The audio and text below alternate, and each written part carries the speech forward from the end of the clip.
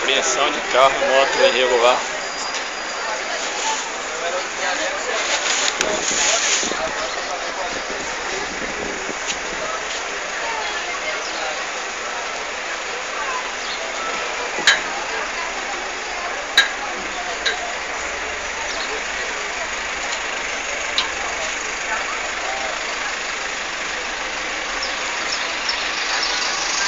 Desde duas pranchas. Carro, moto. Irregular.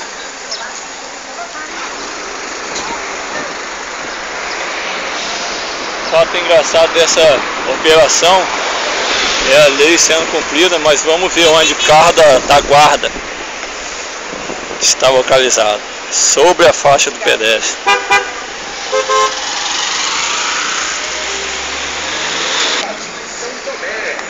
Em São Tomé, fica na 7 de setembro, quase esquina de Rua dos Veja Andradas, onde o carro da guarda perto do está. prédio da Rádio Difusora.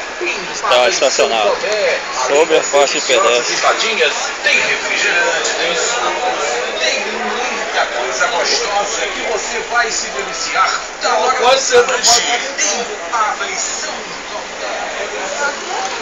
Sobre a calçada.